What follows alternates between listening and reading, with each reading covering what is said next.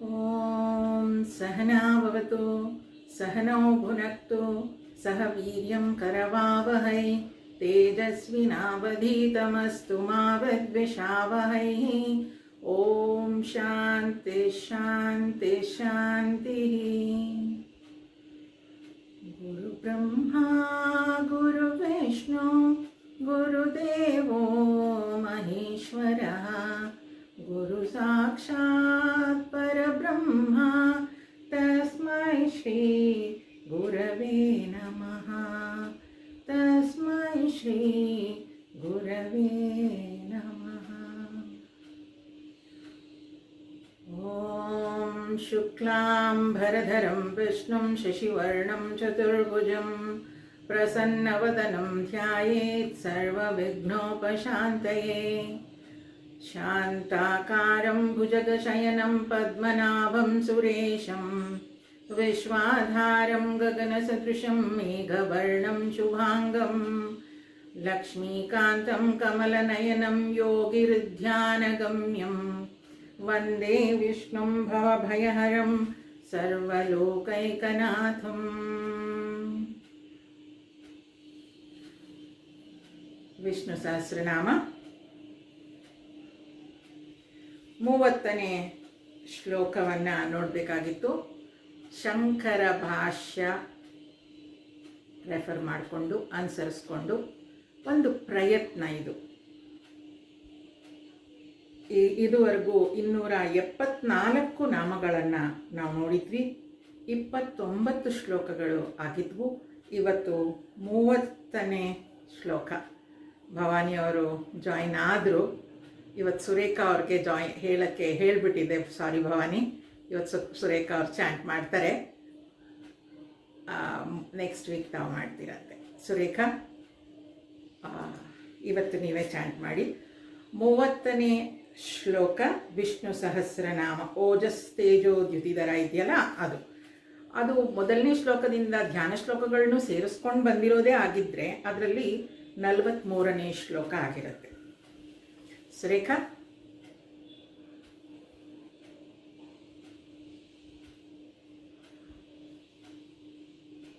ಇನ್ನೊಮ್ಮೆ ಚಾಂಟ್ ಮಾಡಿ, ಕೇಳಿಸ್ತಾ ಇರಲಿಲ್ಲ. ಅದು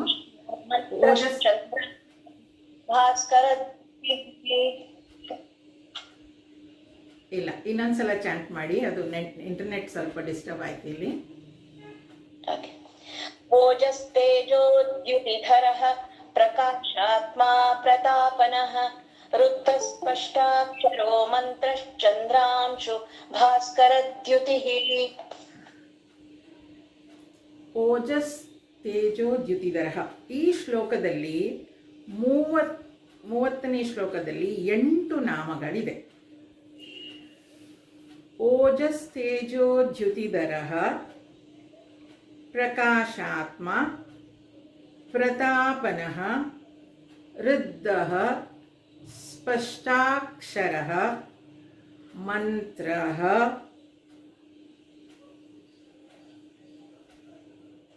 ಚಂದ್ರಾಂಶುಃ ಭಾಸ್ಕರದ್ಯುತಿಃ ಅಂತ 8 ನಾಮಗಳಿವೆ. ಓಜಸ್ ತೇಜೋ ದ್ಯುತಿಧರಃ. ಇಲ್ಲಿ ನೋಡಿ 3 ಶಬ್ದಗಳಿದೆ. ಓಜಸ್, ತೇಜಸ್, ದ್ಯುತಿ, ಧರಃ. ಓಜಸ್ ಅಂದರೆ ಪ್ರಾಣ, ತೇಜಸ್ ಅಂದರೆ ಶೌರ್ಯ, ದ್ಯುತಿ ಅಂದರೆ ಪ್ರಕಾಶ, ಗ್ಲೋ, ಧರಃ ಅಂದರೆ ಧರಿಸಿದವನು. ಓಜಸ್ ತೇಜೋ ದ್ಯುತಿ ಧರಃ ಅಂದರೆ ಪ್ರಾಣ, ಬಲ, ಶೌರ್ಯಾದಿ ಗುಣ ಹಾಗೂ ಜ್ಞಾನದ ಪ್ರಕಾಶವನ್ನು ಧರಿಸಿರುವವನು. ಮುಂದಿನ ನಾಮ ಪ್ರಕಾಶಾತ್ಮ. ಪ್ರಕಾಶಾತ್ಮ ಅಂತ ಹೇಳಿದರೆ ಪ್ರಕಾಶರೂಪಿ ವಿಗ್ರಹನು. ಅಂದರೆ ಅವನು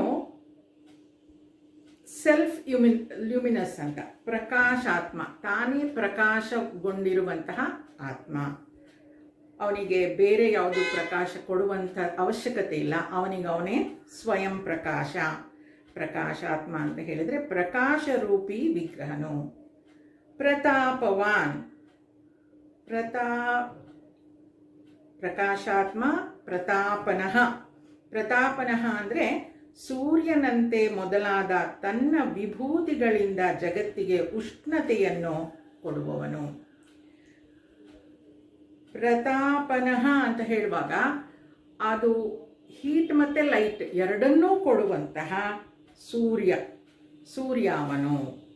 ಪ್ರಕಾಶಾತ್ಮ ಆದಮೇಲೆ ಪ್ರತಾಪನಃ, ಅವನ ವಿಭೂತಿ, ಸೂರ್ಯನೇ ಮೊದಲಾದ ತನ್ನ ವಿಭೂತಿಗಳಿಂದ ಜಗತ್ತಿಗೆ ಉಷ್ಣತೆ ಕೊಡುವವನು. ಹೀಟ್ ಕೂಡ ಬೇಕಲ್ವ ಜೀವನ ಮಾಡಲಿಕ್ಕೆ, ಆ ಬಿಸಿಯನ್ನು ಕೂಡ ತಾಪವನ್ನು ಕೂಡ ಕೊಡುವವನು ಪ್ರತಾಪನಃ. ಋದ್ಧಃ. ಋದ್ಧಃ ಅಂದರೆ ಧರ್ಮ, ಜ್ಞಾನ ಮತ್ತು ವೈರಾಗ್ಯಾದಿಗಳಿಂದ ಸಂಪನ್ನನಾದವನು. ಅಂದರೆ ಅವನು ಹೀ ಈಸ್ ರಿಚ್, ಸಂಪದ್ಭರಿತ ಅವನು. ಧರ್ಮ, ಜ್ಞಾನ ಮತ್ತು ವೈರಾಗ್ಯ, ಯಾವುದರಿಂದ ಅವನ ಸಂಪತ್ತನ್ನು ಪಡ್ಕೊಂಡಿದ್ದಾನೆ, ಯಾವುದರಿಂದ ಅವನಿಗೆ ಸಂಪತ್ತಿದೆ, ಯಾವ ಸಂಪತ್ತು ಅವನಲ್ಲಿರೋದು, ಆ ಭಗವಂತ ಧರ್ಮ, ಜ್ಞಾನ, ವೈರಾಗ್ಯ ಮತ್ತು ಐಶ್ವರ್ಯಗಳ ಸಂಪತ್ತನ್ನು ಹೊಂದಿದವನು ವೃದ್ಧ. ಸ್ಪಷ್ಟಾಕ್ಷರ. ಇಲ್ಲಿ ಎರಡು ಶಬ್ದಗಳು, ಸ್ಪಷ್ಟ ಮತ್ತು ಅಕ್ಷರ ಅಂತ. ಸ್ಪಷ್ಟ ಅಂತ ಹೇಳುವಾಗ ರೆಸ್ಪೆಕ್ಟ್ಫುಲ್, ಕ್ಲಿಯರ್ ಆಗಿರುವಂಥದ್ದು. ಅಕ್ಷರ ಅಂತ ಹೇಳುವಾಗ ಅದನ್ನು ಪ್ರಣವ ಓಂಕಾರ ಅಂತಲೇ ಹೇಳ್ತಾರೆ. ಅದು ಪ್ರಣವ ಓಂಕಾರ ಭಗವಂತನನ್ನು ಕರೆಯುವಂತಹ ಒಂದು ಶಬ್ದ, ಭಗವಂತನ ಕಡೆಗೆ ನಮ್ಮನ್ನು ತೋರಿಸುವಂಥ, ನಮಗೆ ಆ ಭಗವಂತನನ್ನು ತೋರಿಸುವಂತಹ ಒಂದು ಶಬ್ದ. ಸ್ಪಷ್ಟಾಕ್ಷರ ಅಂದರೆ ಓಂಕಾರ ರೂಪಿ ಸ್ಪಷ್ಟವಾದ ಉದಾತ್ತ ಅಕ್ಷರನು. ಓಂಕಾರ ರೂಪಿ ಸ್ಪಷ್ಟವಾದ ಉದಾತ್ತ ಅಕ್ಷರನು. ಮಂತ್ರ, ಮುಂದಿನ ಶಬ್ದ, ಮುಂದಿನ ನಾಮ ಮಂತ್ರ. ಋಕ್, ಸಾಮ, ಯಜುರ್ವೇದ ರೂಪಿ ಮಂತ್ರಗಳಿಂದ ತಿಳಿದುಕೊಳ್ಳಲು ಯೋಗ್ಯನಾದವನು. ಅವನನ್ನು ಹೇಗೆ ತಿಳ್ಕೊಳ್ಳಿಕ್ಕೆ ಸಾಧ್ಯ? ಮಂತ್ರಗಳ ರೂಪದಲ್ಲಿ ಅವನನ್ನು ತಿಳ್ಕೊಳ್ಳಿಕ್ಕೆ ಸಾಧ್ಯ. ಮಂತ್ರಗಳ ರೂಪದಲ್ಲಿ ಅವನನ್ನು ಅರ್ಥ ಮಾಡಿಕೊಳ್ಳಿಕ್ಕೆ ಯೋಗ್ಯನಾದವನು. ಯಾವ ಮಂತ್ರಗಳದು? ಋಕ್, ಸಾಮ, ಯಜುರ್ವೇದದ ಮಂತ್ರಗಳು. ಆ ಮಂತ್ರಗಳಿಂದ ಅವನನ್ನು ತಿಳ್ಕೊಳ್ಳಿಕ್ಕೆ ಸಾಧ್ಯ ಆಗುತ್ತೆ. One he is known through the mantras is called as mantra. ಅದಾದ ನಂತರ ಚಂದ್ರಾಂಶು. ಚಂದ್ರ ಅಂಶು. ಚಂದ್ರಾಂಶು ಅಂದರೆ ಸಾಂಸಾರಿಕ ತಾಪದಿಂದ ಸಂತಪ್ತ ಚಿತ್ತರಾದ ಪುರುಷರಿಗೆ ಚಂದ್ರನ ಕಿರಣಗಳಂತೆ ಆಹ್ಲಾದವನ್ನುಂಟು ಮಾಡುವವನು. ಸಂಸಾರ ಸಾಗರದಲ್ಲಿ ನೊಂದಿರುವ ಜೀವಗಳಿಗೆ ಅವನು ಚಂದ್ರ ಹೇಗೆ ತಂಪಾದ ಒಂದು ಶಾಖವನ್ನು ಕೊಡ್ತಾನೋ, ಆ ತಂಪಾದ ಶಾಖವನ್ನು ಅವನು ಕೊಡ್ತಾನೆ. ಅಂದರೆ ತಂಪೆರಿತಾನೆ. ಅವನ ನಾಮಸ್ಮರಣೆ ಮನಸ್ಸಿಗೆ ತಂಪನ್ನು, ಆಹ್ಲಾದಕರವನ್ನು ಕೊಡ್ತದೆ ಅಂತ. ಭಗವಂತನ ಸ್ವಭಾವ ಗುಣ ಹೇಗಿರುತ್ತೆ ಅಂದರೆ ಚಂದ್ರನಂತೆ, ಕೂಲ್ ಆಸ್ ಮೂನ್ಲೈಟ್ ಅಂತ. ಚಂದ್ರನಂತೆ ಅವನು ತಂಪಾಗಿರ್ತಾನೆ, ಅಂದರೆ ಈ ಸೋ ಬ್ಲಿಸ್ಫುಲ್ ಅಂತ. ಚಂದ್ರಾಂಶು ಭಾಸ್ಕರ ದ್ಯುತಿ. ಅವನು ಬರೀ ಚಂದ್ರನಂತೆ ತಂಪಾಗಿ ಅಷ್ಟೇ ಇಲ್ಲ, ಭಾಸ್ಕರ ದ್ಯುತಿ. ಭಾಸ್ಕರ ಅಂದರೆ ಸೂರ್ಯ, ದ್ಯುತಿ ಅಂದರೆ ಪ್ರಕಾಶ. ಅವನು ಚಂದ್ರನಂತೆ ತಂಪನ್ನು ಕೊಡ್ತಾನೆ, ತಂಗಾಳಿಯನ್ನು ಕೊಡ್ತಾನೆ, ಬೆಳದಿಂಗಳನ್ನು ಕೊಡ್ತಾನೆ, ಹಾಗೆ ಸೂರ್ಯನಂತೆ ಪ್ರಕಾಶನೂ ಆಗಿದ್ದಾನೆ. ಎರಡೂ ಹೇಗಾಗಕ್ಕೆ ಸಾಧ್ಯ? ಅವನು ಭಗವಂತ, ಆದ್ದರಿಂದ ಆಗ್ಲಿಕ್ಕೆ ಸಾಧ್ಯ. ಭಗವಂತನ ಸ್ವರೂಪ ಸೂರ್ಯನ ಪ್ರಕಾಶದಂತೆ ಕೂಡ, ಹಾಗೆ ಚಂದ್ರನ ಬೆಳದಿಂಗಳು, ತಂಗಾಳಿಯಂತೆ ಕೂಡ ಇರುತ್ತೆ. ಭಾಸ್ಕರ ದ್ಯುತಿ. ಅಲ್ಲಿಗೆ 30ನೇ ಶ್ಲೋಕದ 8 ನಾಮಗಳನ್ನು ನಾವು ನೋಡಿದ್ವಿ. ಮುಂದಿನ ಶ್ಲೋಕ 31. ಅಮೃತಾಂಶೂದ್ಭವೋ ಭಾನು ಶಶಿಬಿಂದು ಸುರೇಶ್ವರಃ ಔಷಧಂ ಜಗತಃ ಸೇತು ಸತ್ಯಧರ್ಮ ಪರಾಕ್ರಮಃ. ಇದರಲ್ಲಿ 7 ನಾಮಗಳು ಬರುತ್ತೆ. ಅಮೃತಾಂಶೋದ್ಭವ ಒಂದೇ ಶಬ್ದ ಅದು. ಅಮೃತಾಂಶೋದ್ಭವ ಭಾನು ಶಶಬಿಂದು ಸುರೇಶ್ವರ ಔಷಧಂ ಜಗತಃ ಸೇತು ಸತ್ಯಧರ್ಮ ಪರಾಕ್ರಮ. ಸತ್ಯಧರ್ಮ ಪರಾಕ್ರಮ. ಅಮೃತಾಂಶೋದ್ಭವೋ, ಅಮೃತಾಂಶೋದ್ಭವ. ಅಲ್ಲಿ ಅಮೃತ ಅಂದರೆ ನೆಕ್ಟರ್, ನೆಕ್ಟರ್ ಅಂದರೆ ಹನಿ, ಅಮೃತ. ಅಂಶು ಅಂದರೆ ಕಿರಣಗಳು ಅಂತ, ರೇಸ್ ಅಂತ ಹೇಳ್ತಾರೆ. ಉದ್ಭವ ಅಂತ ಹೇಳಿದ್ರೆ ಉದ್ಭವಿಸೋದು. ಅಲ್ಲಿ 3 ಶಬ್ದಗಳು, ಅಮೃತ, ಅಂಶು, ಉದ್ಭವ. ಅಂದರೆ ಆ ಚಂದ್ರನಂತೆ ಆ ನೆಕ್ಟರ್, ನೆಕ್ಟರ್ ಅಂತ ಹೇಳುವಾಗ ಆ ಮಧುರತೆ ಏನಿದೆ ಅದು ಚಂದ್ರನಲ್ಲಿದೆ. ಆ ಚಂದ್ರ ಕಿರಣಗಳು ಉದ್ಭವಿಸುವುದು ಅಂತ ಹೇಳ್ತಾರೆ. ಆ ಉದ್ಭವಿಸೋದು ಅಂತಂದರೆ ಆ ನೆಕ್ಟರ್ ಆಫ್ ರೇಸ್ ಅಲ್ಲಿ ಅವನಿಂದ ಉದ್ಭವಿಸುತ್ತಂತೆ. ಹಾಗಾಗಿ ಅವನನ್ನು ಅಮೃತಾಂಶೋದ್ಭವ, ಆ ಅಮೃತದಂಥ ಕಿರಣಗಳು ಎಲ್ಲಿ ಹುಟ್ಟುತ್ತಾ ಇದೆಯೋ, ಉದ್ಭವವಾಗ್ತಾ ಇದೆಯೋ ಅದು ಅವನು ಅಂತ. ಆ ರೀತಿಯಾಗಿ ಆ ಸಮುದ್ರ ಮಂಥನದಲ್ಲಿ ಕಲ್ಪವೃಕ್ಷ, ಉಚ್ಚಶ್ರವ, ಚಂದ್ರ ಇವೆಲ್ಲ ಉದ್ಭವಿಸ್ತಲ್ವ. ಹಾಗೆ ಭಗವಂತನಲ್ಲಿ ಈ ಏನಂತ ಹೇಳ್ತಾರೆ, ಜೇನಿನಂತಹ ಕಿರಣಗಳು ಉದ್ಭವ ಆಗತ್ತೆ. ಆದ್ದರಿಂದ ಅವನು ಅಮೃತಾಂಶೋದ್ಭವೋ, ಅಮೃತಾಂಶೋದ್ಭವ. ಭಾನುಹು, ಭಾನುಹು ಅಂತ ಹೇಳಿದ್ರೆ ದ್ಯಾಟ್ ವಿಚ್ ಶೈನ್ಸ್, ಪ್ರಕಾಶಗೊಂಡು ಅದು ಮಿಂಚ್ತಾ ಇದೆ, ಬೆಳಕಿದೆ, ಬೆಳಕಲ್ಲಿ ಪ್ರಕಾಶಮಾನವಾಗಿದೆ. ಭಾನುಹು ಅಂತ ಹೇಳಿದ್ರೆ ದ್ಯಾಟ್ ವಿಚ್ ಶೈನ್ಸ್. ಭಾನುಮತಿ ಅಂತ ಹೆಸರು ಹೇಳ್ತಾರಲ್ವ, ದ್ಯಾಟ್ ವಿಚ್ ಶೈನ್ಸ್. ಶಶಬಿಂದು, ಇಲ್ಲಿ 2 ಶಬ್ದಗಳು, ಶಶ ಮತ್ತು ಬಿಂದು. ಶಶ ಅಂತಂದರೆ ಮೊಲ. ಈಗ ಚಂದ್ರನಲ್ಲಿ ನೋಡಿದ್ರೆ ನಾವು ಚಿಕ್ಕ ಮಕ್ಕಳಿಂದ ಅಲ್ಲೊಂದು ಮೊಲ ಇದೆ ಅಂತ ತೋರಿಸ್ತಾ ಇದ್ರು ನಮಗೆಲ್ಲ. ಆ 2 ಕಿವಿಗಳು ಹೀಗೆ ಮೇಲಿದೆ ಅಂತ ತೋರಿಸ್ಕೊಂಡು ಆ ಮೊಲದ ಕಿವಿಗಳು ಇಲ್ಲಿದೆ ಈ ಥರ ತೋರಿಸಿ ಅಲ್ಲಿ ಚಂದ್ರನಲ್ಲಿ ಅದಿದೆ ಅಂತ. ಶಶ ಅಂದರೆ ಮೊಲ ಅಂತ. ಬಿಂದು ಅಂದರೆ ಅದೊಂದು ಚಿಹ್ನೆಯಲ್ಲಿ ಮಾರ್ಕ್ ಇದೆ ಅಂತ. ಶಶಬಿಂದು, ಎಲ್ಲಿ ಶಶಬಿಂದು ಇದೆ, ಆ ಕಿವಿ ಉದ್ದ ಇಟ್ಕೊಂಡಿರುವಂಥ ಮಲದ ಬಿಂದು ಎಲ್ಲಿದೆ, ಚಂದ್ರನಲ್ಲಿದೆ. ಆದ್ದರಿಂದ ಅವನನ್ನು ಶಶಬಿಂದು ಅಂತ ಹೇಳ್ತಾರೆ.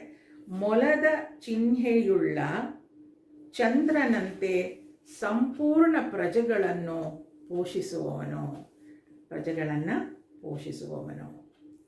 ಸುರೇಶ್ವರ,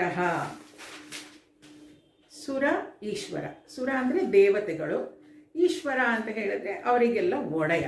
ಸುರೇಶ್ವರ, he is king of all the other devatas. ಆಮೇಲೆ ಅವರು ಈ ದೇವತೆಗಳೆಲ್ಲ ಮನುಷ್ಯರಿಗೆ ಏನೇನು ಬೇಕೋ ಅದನ್ನು ದಯಪಾಲಿಸ್ತಾ ಇರ್ತಾರೆ. ಅಂತಹ ದೇವತೆಗಳಿಗೆ ಕೂಡ ಅವನು ಒಡೆಯ. ಸುರ ಈಶ್ವರ, ಸುರೇಶ್ವರ. ಔಷಧಂ, ಸುರೇಶ್ವರ ದೇವಾದಿ ದೇವತೆಗಳ ಒಡೆಯನು. ಔಷಧಂ ಸಂಸಾರ ರೂಪಿ ರೋಗವನ್ನು ನಾಶ ಮಾಡುವ ಔಷಧ ರೂಪನು. ನೋಡಿ, ಔಷಧಂ ಅಂತ ಹೇಳಿದ್ರೆ ಅವನ ಜೀವನದಲ್ಲಿ ಯಾವುದೇ ಕಾಯಿಲೆಗಳಿರಲಿ ಅದಕ್ಕೆ ಔಷಧ ಭಗವಂತನ ನಾಮಸ್ಮರಣೆ ಅಂತ ಹೇಳ್ತಾರೆ. ಅದರಲ್ಲಂತೂ ವಿಷ್ಣು ಸಹಸ್ರನಾಮ ಹೇಳೋದ್ರಿಂದ ಕೆಲವರು ಹಿರಿಯರು ಮಾತಾಡಿರೋದುಂಟು, ಕ್ಯಾನ್ಸರ್ ಕೂಡ ಕ್ಲಿಯರ್ ಆಗಿದೆ ಅಂತ. 3rd ಸ್ಟೇಜ್ ಕ್ಯಾನ್ಸರ್ ಕೂಡ ಕ್ಲಿಯರ್ ಆಗಿದೆ ಅಂತ ಹೇಳ್ತಾರೆ. ಅದರಿಂದ ಭಗವಂತನ ನಾಮಸ್ಮರಣೆ, ವಿಷ್ಣು ಸಹಸ್ರನಾಮ ಔಷಧಂ, ಅದು ಎಲ್ಲದಕ್ಕೂ ಔಷಧಿ. ಸಂಸಾರ ರೂಪಿ ರೋಗವನ್ನು ನಾಶ ಮಾಡುವ ಔಷಧ ರೂಪನು. ಬರೀ ಈ ರೀತಿಯ ದೈಹಿಕ ಕಾಯಿಲೆಗಳಿಗೆ ಅದು ಔಷಧಿಯಲ್ಲ, ಸಂಸಾರ ರೂಪಿ ರೋಗ. ಈ ಸಂಸಾರ ಅನ್ನೋದು ಕೂಡ ರೋಗ. ಯಾಕೆ? ಸುಖ ದುಃಖಗಳಿಂದ ನಾವು ಬಂಧಿತರಾಗಿದ್ದೇವೆ, ಆದ್ದರಿಂದ ಅದು ರೋಗ. ಅದಕ್ಕೂ ಕೂಡ ಅವನು ಔಷಧ ರೂಪನು. ಜಗತಃ ಸೇತು, 2 ಶಬ್ದನ ಒಟ್ಟಿಗೆ ಹೇಳ್ತಾರೆ ಇಲ್ಲಿ. ಜಗತಃ ಸೇತು, ಸಂಸಾರ ಸಾಗರವನ್ನು ದಾಟಿಸುವುದಕ್ಕೆ ಸೇತುವೆಯಂತಿರುವವನು. ಆ, ನಾವು ಭಗವದ್ಗೀತೆಯಲ್ಲಿ ಕೂಡ ಓದ್ತೀವಿ, ಭೀಷ್ಮ ದ್ರೋಣ ತಟ ಜಯದ್ರಥ ಜಲ, ಅಂತಹ ಸಾಗರವನ್ನು ಪಾಂಡವರು ದಾಟಿದರು. ಹೇಗೆ ದಾಟಿದರು? ಕೃಷ್ಣ ಅವರನ್ನು ದಾಟಿಸಿದ ಅಂತ ಓದ್ತೀವಲ್ವಾ. ಜಗತಃ ಸೇತು. ಸೊ ಅವನೇನು ಮಾಡ್ತಾನೆ? ಸೇತು ಅಂದರೆ ಬ್ರಿಡ್ಜ್, ಸೇತುವೆ. ಈ ಸೋಷಿಯಲ್ ಲೈಫ್ಸ್ನ ಅವನು ಆರ್ಗನೈಸ್ ಮಾಡ್ತಾನಂತೆ. ಸೇತು ಅಂತಂದರೆ ಬ್ರಿಡ್ಜ್. ಅದನ್ನು ಬ್ರಿಡ್ಜ್ ಅಂತ ಹೇಳುವಾಗ ಅದೊಂದು ಆರ್ಗನೈಸ್ಡ್ ವೇ ಆಫ್ ಮೂವಿಂಗ್ ಅಂತ. ಅದು ಸರಿಯಾದ ರೀತಿಯಲ್ಲಿ ನಡಿಬೇಕು ಅನ್ನುವಾಗ ವರ್ಣಾಶ್ರಮಗಳನ್ನು ಸೃಷ್ಟಿ ಮಾಡಿ ಅದಕ್ಕೊಂದು ಬೌಂಡ್ರಿಯನ್ನು ಹಾಕಿ ಆ ವರ್ಣಾಶ್ರಮಕ್ಕೆ ಸೇತುವೆಯನ್ನು ಕಟ್ಟಿದ್ದಾನೆ ಅಂತಲೂ ಹೇಳ್ತಾರೆ. ಬ್ರಿಡ್ಜ್ ಅಂತ. ಜಗತಃ ಸೇತು, ಜಗತ್ತಿಗೆ ಅವನು. ಮತ್ತೆ ಇನ್ನೊಂದು ಅರ್ಥದಲ್ಲಿ ಆಚಾರ್ಯರು ಹೇಳೋದು, ಈ ಜಗತ್ತನ್ನು ದಾಟಲಿಕ್ಕೆ, ಸಂಸಾರ ಸಾಗರವನ್ನು ದಾಟಲಿಕ್ಕೆ ಅವನು ಸೇತುವೆಯಂತೆ ಇದ್ದಾನೆ, ಸೇತುವೆಯಂತಿರುವನು. ಸತ್ಯ ಧರ್ಮ ಪರಾಕ್ರಮ, ಸತ್ಯರೂಪಿ ಧರ್ಮ ಮತ್ತು ಪರಾಕ್ರಮಶಾಲಿಯು. ಸತ್ಯ ಧರ್ಮ ಪರಾಕ್ರಮ ಎರಡು ಅರ್ಥ ಇದೆ.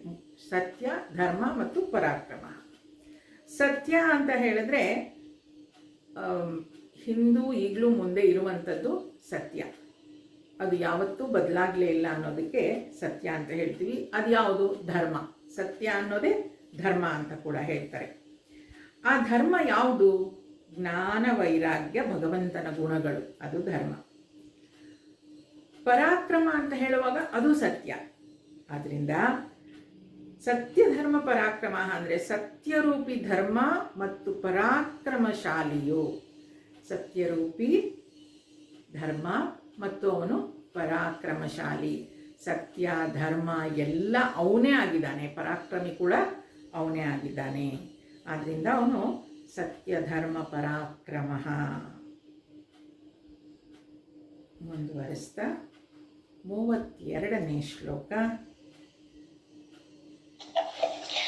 ಭೂತ ಭವ್ಯ ಭವನ್ನಾಥ ಪವನ ಪಾವನೋ ನಲಃ ಕಾಮಃ ಕಾಮಕೃತ್ಕಾಂತ ಕಾಮ ಕಾಮಪ್ರದ ಪ್ರಭು. ಇಲ್ಲಿ 10 ನಾಮಗಳಿದೆ. ಭೂತ ಭವ್ಯ ಭವನ್ನಾಥಃ, ಪವನಃ ಪಾವನಃ, ಅನಲಃ, ಕಾಮಃ ಕಾಮಕೃತ್, ಕಾಂತಃ ಕಾಮಃ ಕಾಮಪ್ರದಃ ಪ್ರಭುಃ. 10 ನಾಮಗಳು. ಭೂತ ಭವ್ಯ ಭವನ್ನಾಥಃ, ಭೂತ ಭವ್ಯ ಭವತ್ 3 ಶಬ್ದಗಳು. ಇದು ಸಮಯವನ್ನು ಹೇಳುವಂಥದ್ದು. ಹಿ is the lord of past. ಭೂತ ಅಂದರೆ ಪಾಸ್ಟ್, ಭವ್ಯ ಅಂದರೆ ಫ್ಯೂಚರ್, ಮುಂದಿನದು. ಭವತ್ ಅಂದರೆ ಈಗಿರುವಂಥದ್ದು. ಆದ್ದರಿಂದ ಅವನು ವರ್ತಮಾನ ಕಾಲ, ಭೂತಕಾಲ ಮತ್ತು ಭವಿಷ್ಯತ್ ಕಾಲ ಅಂತ ಏನು ಹೇಳ್ತೀವಿ, ಅದು 3ಕ್ಕೂ ಅವನು ಒಡೆಯನು. ಭೂತ ಭವ್ಯ ಭವನ್ನಾಥಃ, ಭೂತ ಭವಿಷ್ಯ ಮತ್ತು ವರ್ತಮಾನ ಎಲ್ಲ ವಿಷಯಗಳ ಒಡೆಯನು ಅವನು. ಪವನಃ, ಪವನಃ ಅಂತ ಹೇಳಿದ್ರೆ ಗಾಳಿ, ಪವನ ಕುಮಾರ ಅಂತ ಹೇಳ್ತಾರೆ. ಹನುಮಂತ, ಪವನ ಎಲ್ಲ ಶಬ್ದಗಳು ಪರಿಚಿತ ಆಗಿರುವಂಥದ್ದು. ಪವನಃ ಅಂತ ಹೇಳಿದ್ರೆ ವಾಯುರೂಪಿ, ಅವನು ವಾಯುರೂಪಿ. ವಾಯುರೂಪಿಯಾಗಿ ಅವನು ಏನು ಮಾಡ್ತಾ ಇದ್ದಾನೆ? ಹಿ ಪ್ಯೂರಿಫೈಸ್ ಅಂತ ಹೇಳ್ತಾರೆ. ಅಂದರೆ ಈ ಗಾಳಿ ಅನ್ನುವಂಥದ್ದು, ಗಾಳಿ ನೀರು ಬೆಂಕಿ ಶುದ್ಧ ಮಾಡತ್ತಂತೆ, ಏನನ್ನಾದರೂ ಅದು ಶುದ್ಧ ಮಾಡತ್ತೆ ಅಂತ ಹೇಳ್ತಾರೆ. ಹಾಗೆ ಭಗವಂತನ ನಾಮಸ್ಮರಣೆ ನಮ್ಮನ್ನು ಶುದ್ಧ ಮಾಡತ್ತೆ ಅನ್ನೋದಕ್ಕೋಸ್ಕರ ಇಲ್ಲಿ ಭಗವಂತನನ್ನು ಪವನಃ ಅಂತ ಕರೆದಿದ್ದಾರೆ. ಪಾವನಃ, ಪಾವನಃ ದೃಷ್ಟಿ ಮಾತ್ರದಿಂದಲೇ ಜಗತ್ತನ್ನು ಪವಿತ್ರಗೊಳಿಸುವವನು. ಪಾವನ ಆಯಿತು ನನ್ನ ಜೀವನ ಅಂತ ಹೇಳ್ಕೊಳ್ತೀವಲ್ವ. ಏನದು ಪಾವನ? ಭಗವಂತನ ದರ್ಶನದಿಂದ ಪಾವನ ಆಯಿತು ಅಂತ ಎಷ್ಟೋ ಸಲ ನಾವು ಕೂಡ ಹೇಳ್ತೀವಿ. ಪಾವನಃ, ಅವನ ಬರೀ ದೃಷ್ಟಿಯಿಂದ ಜಗತ್ತನ್ನು ಪಾವನ ಮಾಡ್ತಾನಂತೆ. ಆದ್ದರಿಂದ ಅವನು ಪಾವನಃ. ಅನಲಃ, ಅನಲಃ ಅಗ್ನಿಸ್ವರೂಪಿಯು. ಅವನು ಅಗ್ನಿಸ್ವರೂಪಿ. ಈ ಶಬ್ದವನ್ನು ಅ ಪ್ಲಸ್ ನಲ ಅಂತಲೂ ಹೇಳ್ತಾರೆ, ಅನ ಪ್ಲಸ್ ಲ ಎರಡು ಥರನೂ ಹೇಳ್ತಾರೆ. ಸಂಸ್ಕೃತದಲ್ಲಿ ಆ ವಿವರಣೆಯನ್ನು ಕೊಡ್ತಾರೆ. ಅದರಲ್ಲಿ ಅನ ಪ್ಲಸ್ ಲ ಅಂತ ಹೇಳೋದಾದರೆ, ಅನ ಅಂದರೆ ಪ್ರಾಣ ಅಂತ, ಪಂಚವಾಯು ಅಂತ ಹೇಳ್ತಾರೆ. ಲ ಅಂದರೆ ಲಾತಿ ಬರುತ್ತೆ ಅಂತ. ಆ ಜೀವಾತ್ಮ ಅನ್ನೋದು ಈ ಪಂಚವಾಯುಗಳ ಜೊತೆಗೆ ಈ ಶರೀರದಲ್ಲಿ ಇರುವಂಥದ್ದು. ಜೀವಾತ್ಮ ಈಸ್ ಪರಮಾತ್ಮ. ಜೀವಾತ್ಮ ಪರಮಾತ್ಮ ಬೇರೆ ಆಗಲೇ ಇಲ್ಲ. ಆದರೆ ಅದು ತಪ್ಪು ತಿಳ್ಕೊಂಡು ನಾವು ಅದನ್ನು ಜೀವಾತ್ಮ ಅಂತ ಅಂದ್ಕೊಂಡಿದ್ದೀವಿ. ಈ ಅನ ಅಂತ ಹೇಳುವಾಗ ಅನ ಪ್ರಾಣ ಲಾತಿ ಅನ್ನೋದೊಂದಿದೆ. ಇನ್ನೊಂದು ಅ ಪ್ಲಸ್ ನಲ್ ಅಂತ ಕೂಡ ಇನ್ನೊಂದು ವ್ಯಾಖ್ಯಾನವನ್ನು ಹೇಳ್ತಾರೆ. ನಲ್ ಅಂದರೆ ವಾಸನೆ, ಅಂದರೆ ಸುಗಂಧ, ಸ್ಮೆಲ್ ಅಂತ. ಅನಲ ಅಂದರೆ ಯಾವುದೇ ರೀತಿಯ ಗಂಧ ರೂಪ ಇಲ್ಲದೆ ಇರುವಂಥವನು ಅಂತ. ಇನ್ನೊಂದು ಕನಲ ಅಂದರೆ ಅಗ್ನಿ ಅಂತ ಕೂಡ ಹೇಳ್ತಾರೆ. ಅಂದರೆ ಅಗಂಧ ರೂಪ ಅರಸ ಯಾವುದು ಇಲ್ಲದೆ ಇರುವಂಥವನು ಅವನು ಭಗವಂತ. ಇಲ್ಲಿ ಅನಲ ಅಂದರೆ ನಾವು ಇಷ್ಟನೇ ತಿಳ್ಕೊಳ್ಳೋಣ, ಅಗ್ನಿ ಸ್ವರೂಪಿಯು ಅನಲ ಅಂತ. ಕಾಮಃ ತನ್ನ ಭಕ್ತರ ಸಕಾಮ ಭಾವವನ್ನು ನಾಶ ಮಾಡುವವನು.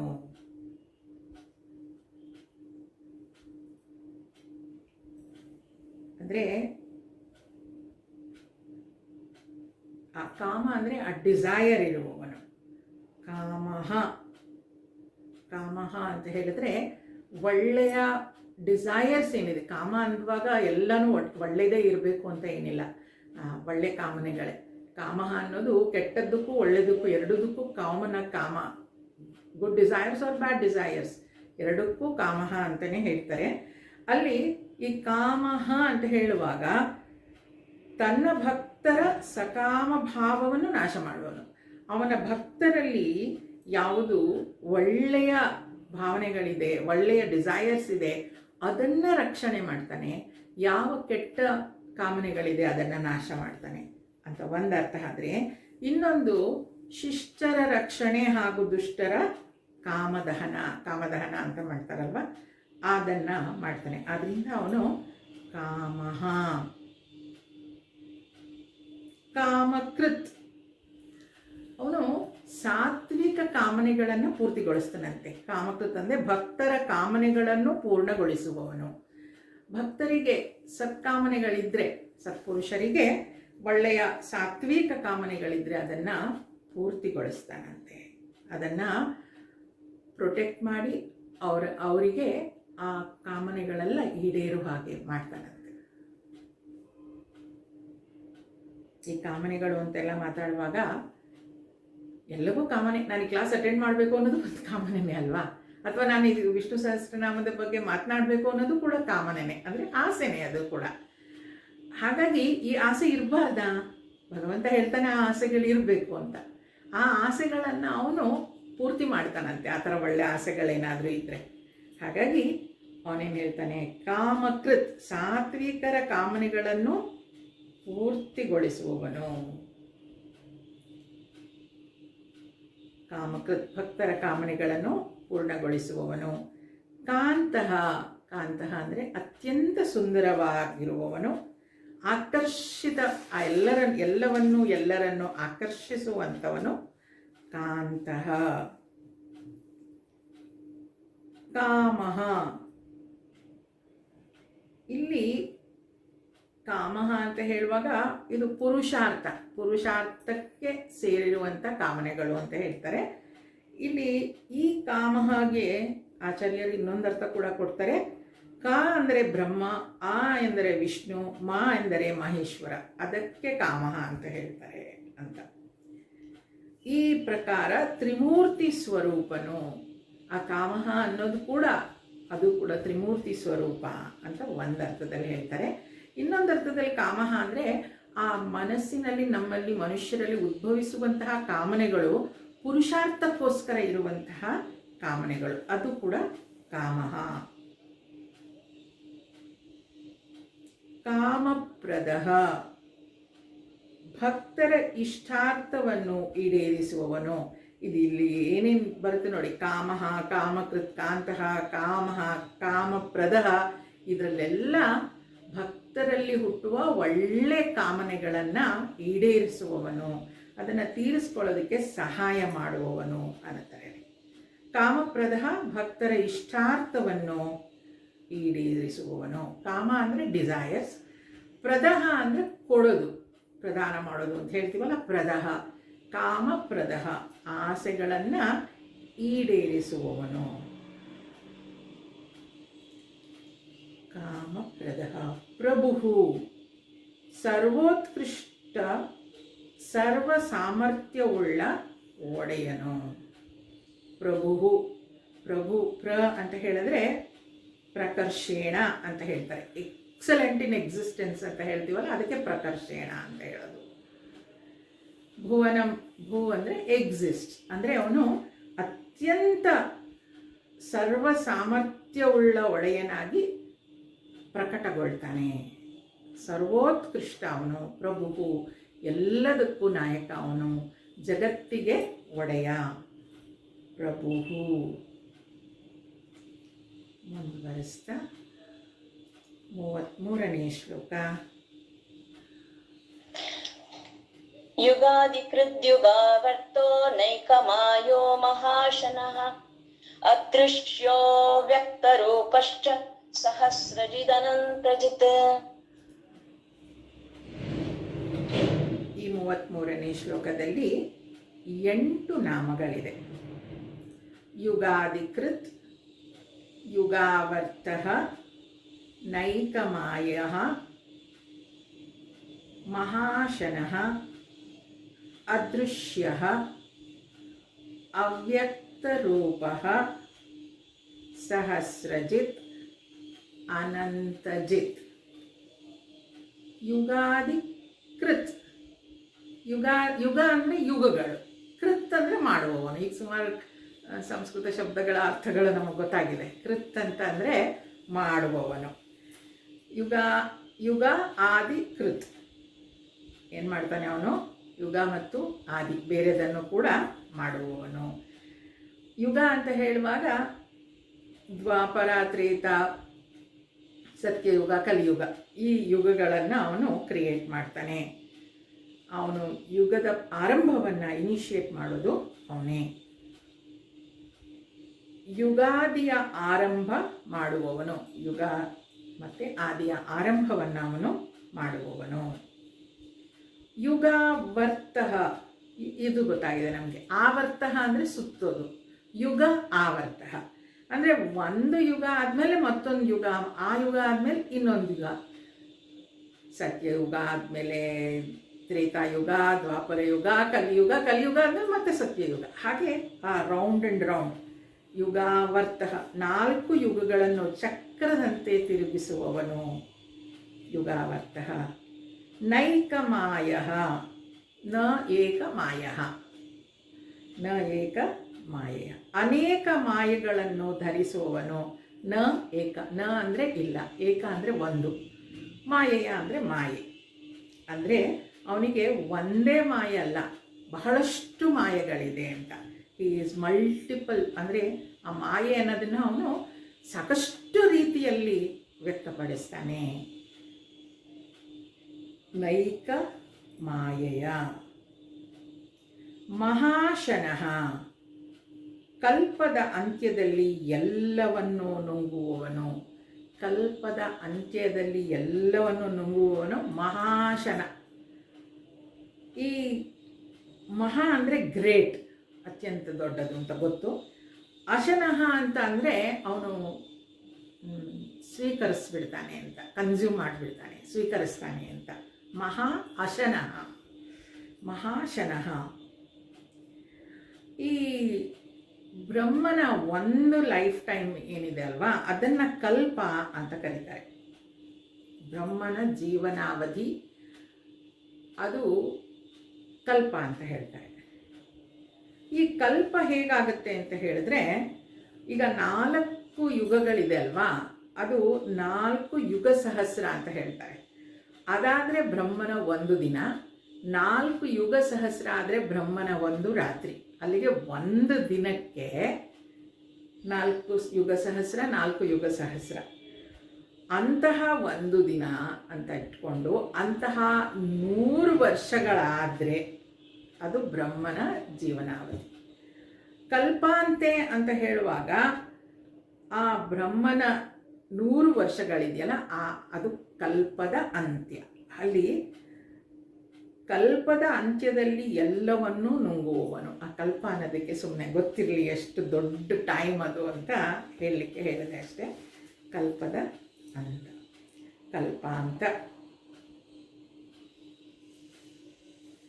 ಮಹಾಶನಃ, ಮಹಾಶನಃ ಕಲ್ಪದ ಅಂತ್ಯದಲ್ಲಿ ಎಲ್ಲವನ್ನೂ ನುಂಗುವವನು. ಅದೃಶ್ಯ, ದೃಶ್ಯ ಅದೃಶ್ಯ. ದೃಶ್ಯ ಅಂದರೆ ಕಾಣುವಂಥದ್ದು. ಅದೃಶ್ಯ ಸಮಸ್ತ ಜ್ಞಾನೇಂದ್ರಿಯಗಳ ವಿಷಯವಲ್ಲದವನು. ಈಗ ದೃಶ್ಯ ಅಂದರೆ ಶಬ್ದ, ಸ್ಪರ್ಶ, ರೂಪ, ರಸ, ಗಂಧ, ಈ ಪಂಚೇಂದ್ರಿಯಗಳಿಂದ ನಾವು ಅದನ್ನು ನೋಡ್ತೀವಿ. ಅದು ದೃಶ್ಯವನ್ನಾಗಿ ನಾವು ನೋಡ್ಲಿಕ್ಕೆ ಸಾಧ್ಯ. ಅದೃಶ್ಯ ಅಂದರೆ ಈ ಪಂಚೇಂದ್ರಿಯಗಳಿಗೆ ಕಾಣಿಸದೇ ಇರೋನು ಅಷ್ಟೇ, ಅದೃಶ್ಯ.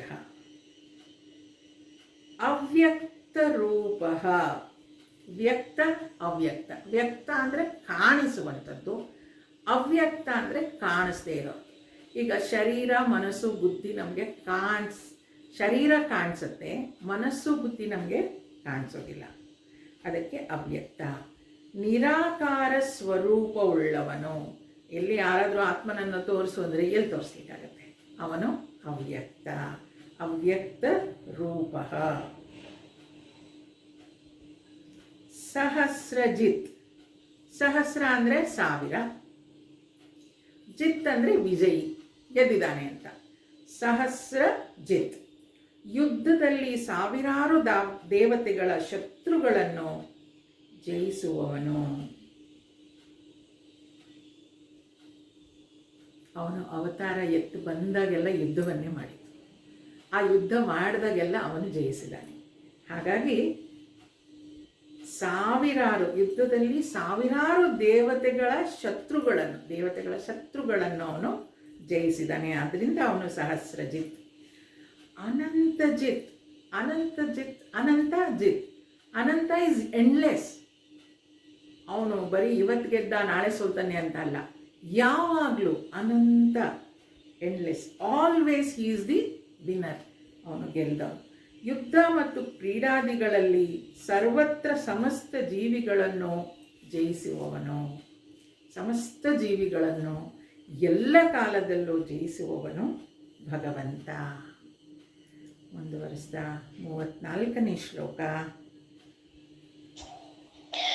ಇಷ್ಟೋ ವಿಶಿಷ್ಟ ಶಿಷ್ಟೇಷ್ಟ ಶಿಖಂಡಿ ನಹುಷೋ ವೃಷಃ ಕ್ರೋಧಃ ಕ್ರೋಧ ಕೃತ್ಕರ್ತ ವಿಶ್ವಬಾಹುರ್ಮಹೀಧರಃ.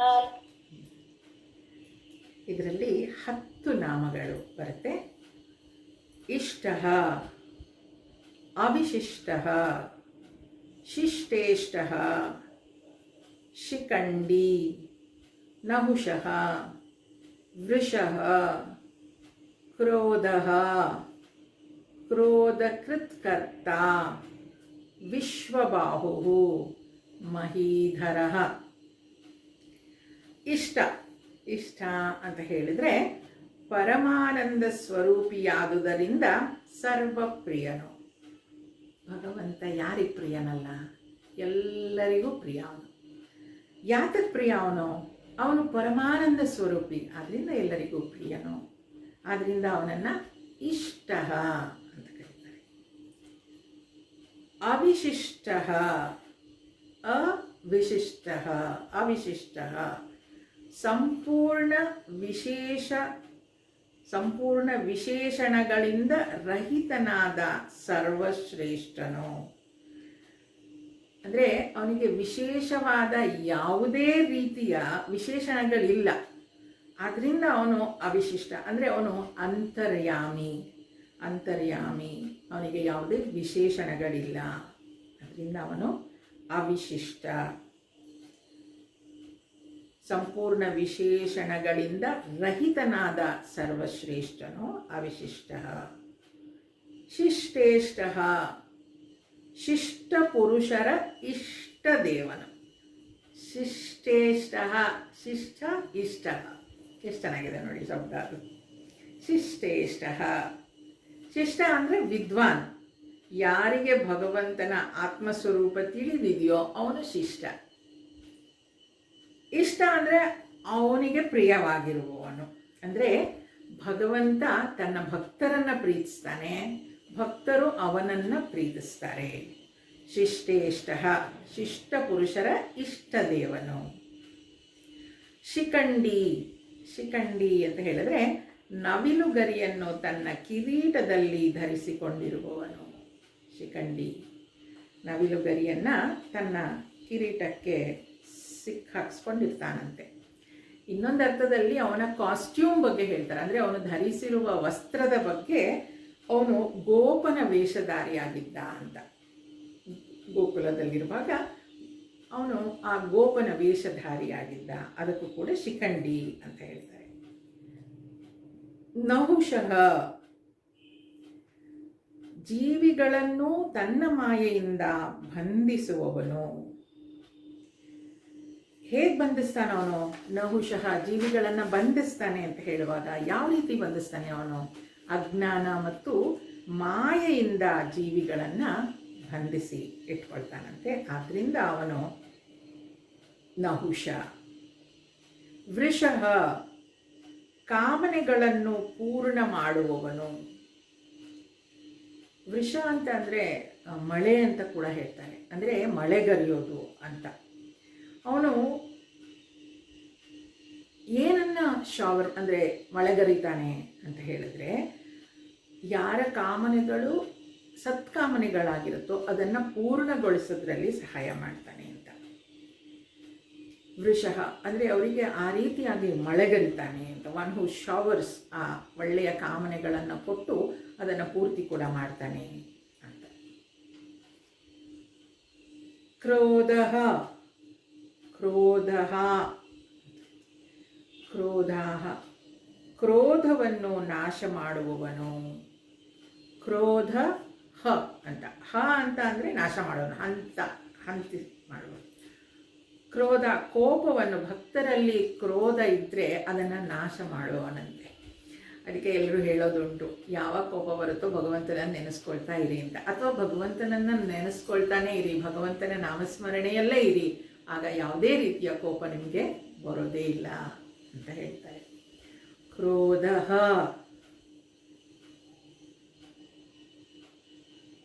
ನಾಶ ಮಾಡುವನು, ಕ್ರೋಧ.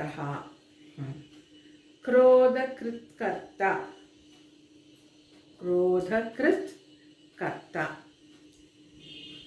ಇದರಲ್ಲಿ ಎರಡು ಟರ್ಮ್ ಅಂದರೆ ಎರಡು ಶಬ್ದಗಳು. ಕ್ರೋಧಕೃತ್ ಕರ್ತ, ಕರ್ತ ಅಂದರೆ ಮಾಡುವವನು. ಕ್ರೋಧಕೃತ್ ಅಂದರೆ ಈ ಕೋಪವನ್ನು ದುಷ್ಟರಲ್ಲಿ ತರಿಸ್ತಾರಂತೆ ನೋಡಿ, ದುಷ್ಟರ ಮೇಲೆ ಕ್ರೋಧ ಮಾಡುವವನು.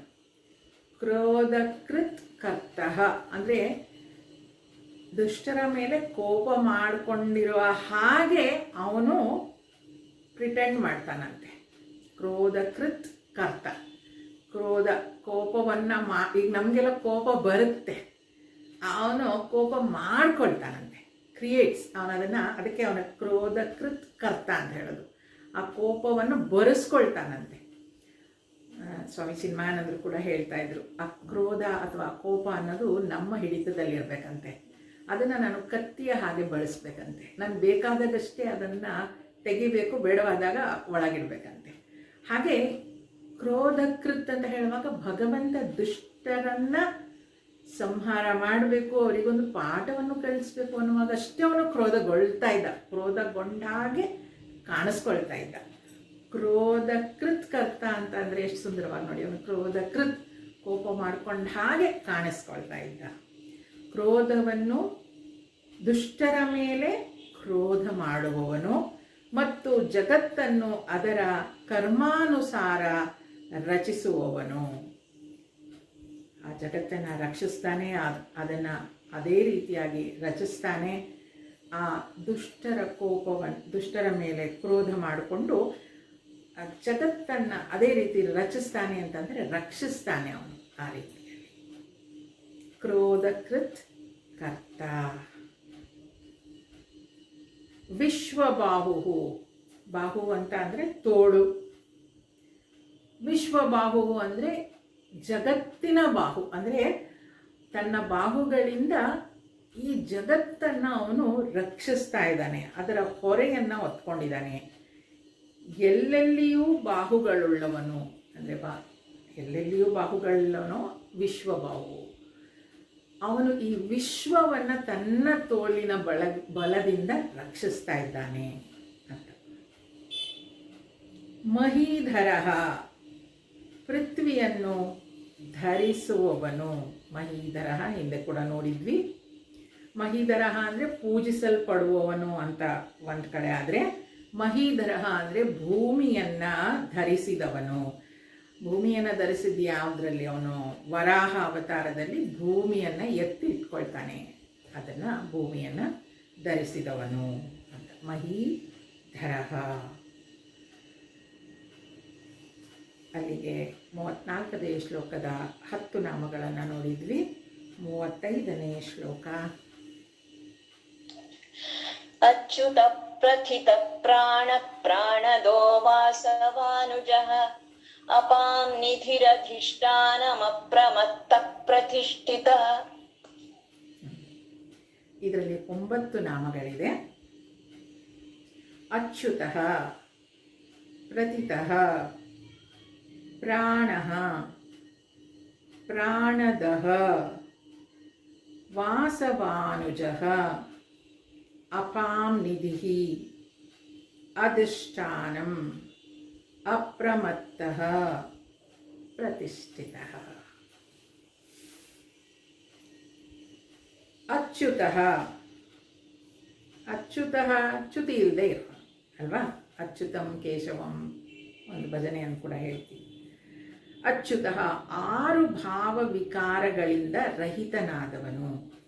ಅವನಲ್ಲಿ ಚ್ಯುತಿ ಇಲ್ಲ ಅಂತ. ಷಡ್ಭಾವ ವಿಕಾರಗಳಿಂದ ಹೊರತಾಗಿರುವವನು. ಚ್ಯುತಿ ಅಂತ ಅಂದರೆ ಚೇಂಜ್ ಆಗೋದು, ಮಾಡಿಫೈ ಆಗೋದು, ಪರಿವರ್ತನೆಗೊಳ್ತಾ ಇರೋದಕ್ಕೆ ಚ್ಯುತಿ ಅಂತ ಹೇಳ್ತೀವಿ. ಅಚ್ಯುತ ಅಂತ ಅಂದರೆ ಅವನು ಬದಲಾಗೋದೇ ಇಲ್ಲ. ಯಾರವನು? ಭಗವಂತ. ನಿರುಕ್ತ. ಏನದು ಬದಲಾವಣೆ? ನಮಗೆಲ್ಲ ಇರುವಂಥದ್ದೇನೋ ಜಾಯತೆ, ಅಸ್ತಿ, ವಿಪರಿಣಮತೆ, ವರ್ಧತಿ, ಅಪಕ್ಷೀಯತೆ ಮತ್ತು ನಶ್ಯತಿ. ಏನಂದರೆ ಈಗ ಹುಟ್ಟುತ್ತೀವಿ, ಅದಾದ ನಂತರ ವಿ ಆರ್ ಎಕ್ಸಿಸ್ಟಿಂಗ್, ಬೆಳಿತೀವಿ, ಅದು ಬದಲಾವಣೆ. ಸಣ್ಣ ಮಗುವಾಗಿ ಹುಟ್ಟಿದ್ದು ಒಂದು ರೀತಿಯ ಬದಲಾವಣೆ, ಅಲ್ಲಿಂದ ಬೆಳೆದಿದ್ದು ಮತ್ತೊಂದು ರೀತಿಯ ಬದಲಾವಣೆ. ಆಮೇಲೆ ಬೆಳಿತೀವಿ. ಬೆಳೆಯೋದೇನು? ಆಂತರಿಕವಾಗಿ ಕೂಡ ಬೆಳಿತೀವಿ, ಮಾನಸಿಕ ಬುದ್ಧಿ ಕೂಡ ಬೆಳೆಯುತ್ತೆ.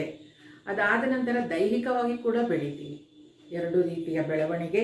ಆ ಬೆಳೆದಾದ್ಮೇಲೆ ಎಷ್ಟು ವರ್ಷದವರೆಗೂ ಬೆಳಿತೀವಿ ಅಲ್ವಾ? 18 ವರ್ಷದವರೆಗೂ IQ ಬೆಳೆಯುತ್ತಂತೆ. ಶರೀರ ಹಾಗೂ ಹೀಗೂ ಬೆಳೀತಾ ಇರುತ್ತೆ. ಆಮೇಲೆ ಕೊಳೆಯೋದಕ್ಕೆ ಶುರುವಾಗತ್ತೆ ಅಲ್ವಾ? ಡಿಕೆ ಶುರು ಆಗುತ್ತೆ, ಡಿಸ್ಟ್ರಕ್ಷನ್ ಶುರು ಆಗುತ್ತೆ. ಇದೆಲ್ಲ ನಮಗೆ ಏನಂದರೆ ಚ್ಯುತಿ, ಬದಲಾವಣೆಗಳಾಗೋದು. ಅದು ಭಗವಂತನಿಗೆ ಆಗೋದಿಲ್ಲ. ಅವನಿಗೆ ಭಾವವಿಕಾರ, 6 ಭಾವವಿಕಾರಗಳು ಇಲ್ಲ. ಅದರಿಂದ ಅವನನ್ನು ಶಾಶ್ವತಂ ಶಿವಂ ಅಚ್ಯುತಂ ಅಂತ ಕೂಡ ಹೇಳ್ತಾರೆ. 6 ಭಾವವಿಕಾರಗಳಿಂದ ರಹಿತನಾದವನು, ಅದಿಲ್ಲದೆ ಇರುವಂಥವನು ಭಗವಂತ ಅಚ್ಯುತ. ಪ್ರಥಿತಃ, ಜಗತ್ತಿನ ಸೃಷ್ಟ್ಯಾದಿ ಕರ್ಮಗಳಿಗೆ ಕಾರಣನು. ಪ್ರಥಿತಃ ಅಂದರೆ ಪ್ರಖ್ಯಾತ ಕೂಡ ಅಂತ ಹೇಳ್ತಾರೆ. ಅವನ ಕರ್ಮಗಳಿಗೆ, ಅವನು ಏನೇನು ಮಾಡ್ತಾನೆ ಅದಕ್ಕೋಸ್ಕರ ಅವನು ಫೇಮಸ್, ಪ್ರಖ್ಯಾತನಾಗಿದ್ದಾನೆ. ಆದ್ದರಿಂದ ಅವನು ಪ್ರಥಿತಃ, ಜಗತ್ತಿನ ಸೃಷ್ಟ್ಯಾದಿ ಕರ್ಮಗಳಿಗೆ ಕಾರಣನು. ಪ್ರಾಣಃ, ಹಿರಣ್ಯಗರ್ಭ ರೂಪದಿಂದ ಪ್ರಜೆಗಳನ್ನು ಜೀವಂತವಾಗಿಡುವವನು. ಪ್ರಾಣ ಅಂತ ಹೇಳಿದ್ರೆ ಇನ್ನೊಂದಿದ್ರಲ್ಲಿ ಅದು ಸೂತ್ರಾತ್ಮ ಅಂತ ಹೇಳ್ತಾರೆ. ಅದು ಒಂದು ಸೂತ್ರ ಪ್ರಾಣ. ಆ ಪ್ರಾಣ ಅನ್ನೋದು ಎಲ್ಲರನ್ನು ಕನೆಕ್ಟ್ ಮಾಡುತ್ತೆ ಅಂತ ಒಂದು ಅರ್ಥ ಇದ್ದರೆ, ಅಂದರೆ ಎಲ್ಲ ಜೀವಿಗಳನ್ನು ಆ ಪ್ರಾಣ ಸೂತ್ರ ಕನೆಕ್ಟ್ ಮಾಡುತ್ತೆ ಅನ್ನೋದಾದರೆ, ನಮ್ಮಲ್ಲಿ ಏನು ಪ್ರಾಣಗಳಿದೆ, ಅಪಾನ ವ್ಯಾನ ಬೇರೆ ಬೇರೆ ರೀತಿಯ ಪ್ರಾಣ, ಅದನ್ನು ಕೂಡ ಕನೆಕ್ಟ್ ಮಾಡುವಂಥದ್ದು, ಅಂದರೆ ಅದನ್ನು ಸೇರಿಸುವಂಥದ್ದು. ಅದರಿಂದ ಅದಕ್ಕೆ ಸೂತ್ರಾತ್ಮ ಅಂತ ಹೇಳ್ತಾರೆ. ಸೂತ್ರಾತ್ಮ ಅಂತ ಅದು ಪ್ರಾಣ, ಪ್ರಜೆಗಳನ್ನು ಜೀವಂತವಾಗಿ ಇಡುವಂಥದ್ದು ಪ್ರಾಣ. ನಾವು ಹೇಳೋದು ಕೂಡ ಹಾಗೆ ಅಲ್ವಾ, ನಮ್ಮ ಆಡುಭಾಷೆಯಲ್ಲಿ ಪ್ರಾಣ ಹೋಯಿತು ಅಂತ ಹೇಳ್ತೀವಿ. ಪ್ರಾಣ ಹೋಯಿತು ಅಂತ ಹೇಳಿದ್ರೆ ಅವನಿನ್ನ ಬದುಕಿಲ್ಲ ಅಂತ. ಹಾಗಾಗಿ ಜೀವಂತವಾಗಿರಬೇಕು ಅಂತ ಹೇಳಿದ್ರೆ ಪ್ರಾಣ, ಆ ಪ್ರಾಣವೇ ನಮ್ಮನ್ನು ಜೀವಂತವಾಗಿ ಇಡುವಂಥದ್ದು. ಪ್ರಾಣದಃ, ಎಲ್ಲರನ್ನೂ ಪಾಲನೆ ಪೋಷಣೆ ಮಾಡುವವನು. ಪ್ರಾಣದಃ, ಪ್ರಾಣ ಅಂದರೆ ಉಸಿರಾಟ ಅಥವಾ ಜೀವಂತವಾಗಿಡುವಂಥದ್ದು. ಪ್ರಾಣದಃ, ಅವನು ಕೊಡೋದು ಮತ್ತು ತಗೊಳ್ಳೋದು. ದಹ ಅಂತ ಹೇಳುವಾಗ ರಿಮೂವ್ಸ್, ಕಟ್ಸ್ ಆ್ಯಂಡ್ ರಿಮೂವ್ಸ್ ಅಂತ. ಆ ಪ್ರಾಣದಹ ಅಂದರೆ ಆ ಪ್ರಾಣವನ್ನು ಕೊಡುವವನು ಅವನೇ, ಅದನ್ನು ತಗೊಳ್ಳೋನು ಅವನೇ. ಎಲ್ಲರನ್ನೂ ಪಾಲನೆ ಪೋಷಣೆ ಮಾಡುವವನು ಅವನು ಪ್ರಾಣದಹ. ಪ್ರಾಣವನ್ನು ಕೊಟ್ಟು ಪಾಲನೆ ಪೋಷಣೆ ಮಾಡುವವನು ಅವನು. ವಾಸವಾನುಜಃ, ವಾಮನಾವತಾರದಲ್ಲಿ ಕಶ್ಯಪರಿಂದ ಅದಿತಿಯಲ್ಲಿ ಇಂದ್ರನ ತಮ್ಮನ ರೂಪದಲ್ಲಿ ಪ್ರಕಟನಾದವನು. ವಾಸವಾನುಜಃ, ವಾಸವ ಅನುಜಃ. ವಾಸವ ಅಂತ ಹೇಳುವಾಗ ಇಂದ್ರನಿಗೆ ಮತ್ತೊಂದು ಹೆಸರು ವಾಸವ. ವಾಸವ ಅನುಜ, ಅವನ ತಮ್ಮ. ವಾಸವಾನುಜಃ ಅಂದರೆ ಅವನು ವಾಮನ ಅವತಾರದಲ್ಲಿ ಇಂದ್ರನ ತಮ್ಮನಾಗಿ ಹುಟ್ಟುತ್ತಾನೆ ಅಂತ. ಯಾರಿಗೆ? ಅದಿತಿ ಮತ್ತು ಕಶ್ಯಪರಿಗೆ. ವಾಮನಾವತಾರದಲ್ಲಿ ಕಶ್ಯಪರಿಂದ ಅದಿತಿಯಲ್ಲಿ ಇಂದ್ರನ ತಮ್ಮನ ರೂಪದಲ್ಲಿ ಪ್ರಕಟಗೊಂಡವನು. ಅಪಾಂ ನಿಧಿ, ನಿಧಿ ಅಪಾಂ ಎರಡು ಶಬ್ದ. ನಿಧಿ ಅಂದರೆ ಸಂಪತ್ತು, ಡೆಪಾಸಿಟ್, ನಿಧಿ ಸಂಗ್ರಹ ಇದೆ ಅಂತ ಹೇಳ್ತಾರಲ್ಲ ಹಾಗೆ. ಅಪಾಂ ಅಂದರೆ ನೀರು. ಆ ನೀರು ಸಂಪತ್ತಾಗಿ ಎಲ್ಲಿ ಸಂಗ್ರಹಿಸಿಟ್ಟಿರೋದು? ಸಾಗರದಲ್ಲಿ. ಅದರಿಂದ ಅಪಾಂ ನಿಧಿ, ನೀರನ್ನು ಒಂದೆಡೆ ಸೇರಿಸಿಡುವ ಸಮುದ್ರ ರೂಪನು. ಆ ಸಾಗರದ ರೂಪ, ಆ ನೀರನ್ನು ನಿಧಿಯಂತೆ ಸಂಗ್ರಹಿಸಿರೋದು ಅವನು. ನೀರನ್ನು ಒಂದೆಡೆ ಸಂಗ್ರಹಿಸಿಡುವ ಸಮುದ್ರ ರೂಪನು. ಅಧಿಷ್ಠಾನಂ, ಉಪಾದಾನ ಕಾರಣ ರೂಪದಿಂದ ಎಲ್ಲ ಜೀವರುಗಳಿಗೆ ಆಶ್ರಯನು. ಅಧಿಷ್ಠಾನ ಅಂದರೆ ಸಬ್ಸ್ಟ್ರಾಟಮ್, ಅದೇನೋ ಒಂದು ಬೇಕು, ಒಂದು ಅಧಿಷ್ಠಾನ ಅಲ್ವಾ. ಎಲ್ಲಿಂದನೋ ಈ ಜಗತ್ತು, ಜೀವ ಎಲ್ಲ ಉತ್ಪತ್ತಿ ಆಗುತ್ತೆ ಅಂದರೆ ಅದಕ್ಕೊಂದು ಅಧಿಷ್ಠಾನ. ಅದಕ್ಕೆ ಅವನು ಆ ಎಲಿಮೆಂಟ್ಸ್ ಮತ್ತು ಈ ಜೀವಿಗಳು ಅದೆಲ್ಲವೂ ಎಲ್ಲಿ ಎಸ್ಟಾಬ್ಲಿಷ್ ಆಗುತ್ತೋ ಅದನ್ನು ಅಧಿಷ್ಠಾನ ಅಂತ ಹೇಳ್ತೀವಿ.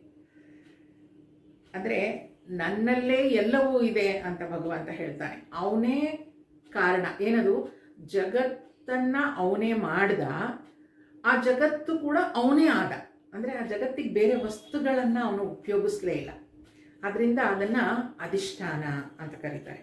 ನನ್ನಲ್ಲೇ ಎಲ್ಲವೂ ಇದೆ ಅಂತ ಭಗವಂತ ಹೇಳುವಂಥದ್ದು ಅಧಿಷ್ಠಾನಂ.